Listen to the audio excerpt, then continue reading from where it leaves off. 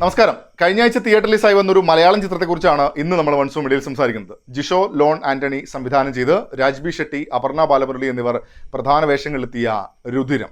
രണ്ട് കഥാപാത്രങ്ങളിലൂടെയാണ് സിനിമ ആരംഭിക്കുന്നത്. ഹൈറേഞ്ച് ഏരിയയിൽ ഡോക്ടറായിട്ട് ജോലി ചെയ്യുന്ന മാത്യു, സാധാരണക്കാരൊക്കെ വന്നു കഴിഞ്ഞാൽ അവരോട് അനുകമ്പയും സ്നേഹവും ഒക്കെ ഉള്ള ഒരു വ്യക്തി, എല്ലാവർക്കും പ്രിയപ്പെട്ട ഒരു കഥാപാത്രം എന്ന് തന്നെ പറയാം. പിന്നെയുള്ളത് സ്വാതി എന്ന കഥാപാത്രമാണ്. അവരൊരു വീട്ടിൽ അകപ്പെട്ടിരിക്കുന്ന സാഹചര്യമാണ്. ആരോ തട്ടിക്കൊണ്ടുവന്ന് പൂട്ടിയിരിക്കുകയാണ്. കൂടെ ഒരു പട്ടിയുമുണ്ട്. ഇതൊക്കെ ട്രെയിലറിൽ തന്നെ കൃത്യമായി പറഞ്ഞിട്ടുള്ള കാര്യങ്ങൾ കൂടെയാണ്.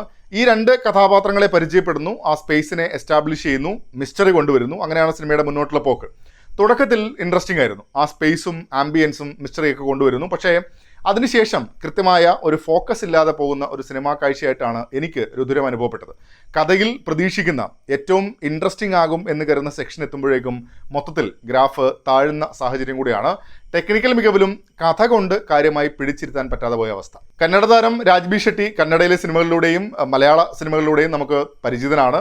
രാജ്ബി ഷെട്ടി എന്ന പേര് തന്നെയാണ് രുധിരം എന്ന സിനിമയിലേക്ക് ആകർഷിച്ച പ്രധാന ഘടകം എന്നുള്ളത്.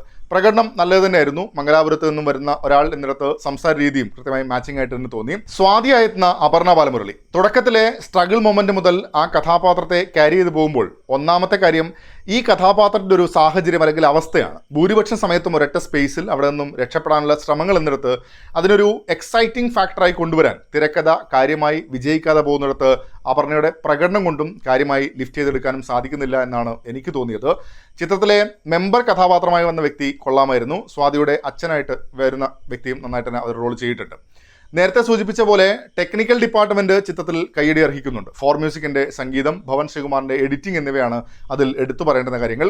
ഒരു ആക്ഷൻ കൊറിയോഗ്രാഫിയും അത്യാവശ്യം നീറ്റായിട്ട് തന്നെ എനിക്ക് തോന്നി. VFX വർക്കുകളും ഓക്കെ ആയിട്ടാണ് തോന്നിയത്. ചിത്രത്തിലെ ആക്ഷൻ സീനുകളൊക്കെ റോ ആയി തന്നെ പരിഗണിച്ചതും സിനിമയ്ക്ക് പോസിറ്റീവായി തോന്നിയ കാര്യമാണ്. ഒരു സർവൈവൽ ത്രില്ലർ എന്ന നിലയിൽ പരിഗണിക്കുമ്പോൾ മറ്റു കുറച്ച് കാര്യങ്ങളെ കൂടെ രുധിരം ചേർത്ത് വയ്ക്കുന്നുണ്ട്. കുറച്ച് കഥാപാത്രങ്ങൾ, ലിമിറ്റഡ് സ്പേസ് എന്നതിൽ നിന്നും ഈ വിഷയത്തിലേക്ക് വരുമ്പോൾ എഴുത്തിൽ കാര്യമായ ഒരു ഇമ്പാക്റ്റ് കൊണ്ടുവരാൻ സാധിച്ചില്ല എന്നാണ് സിനിമയുടെ പ്രധാന പ്രശ്നമായിട്ട് തോന്നിയത്.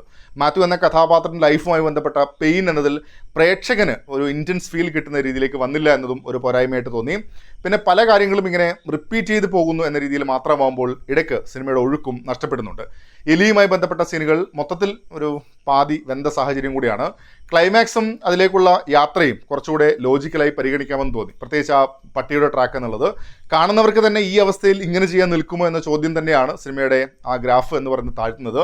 കണ്ടു കഴിയുമ്പോഴും കാര്യമായി ഒന്നും അവശേഷിപ്പിക്കാത്ത ഒരു സിനിമ എന്ന നിലയിലാണ് എനിക്ക് തോന്നിയത്. മോശമെന്നല്ല, ഓക്കെയാണ്, പക്ഷേ ഒരു ഇമ്പാക്റ്റ് എവിടെയും സമ്മാനിക്കാൻ സാധിക്കുന്നില്ല. നിങ്ങളും സിനിമ കണ്ടിട്ടുണ്ടെങ്കിൽ അഭിപ്രായങ്ങൾ കമൻറ്റ് ബോക്സിൽ പങ്കുവെക്കുന്നു വരുന്നു. മറ്റൊരു സിനിമയുടെ വിശേഷങ്ങളുമായി നമുക്ക് വീണ്ടും കാണാം.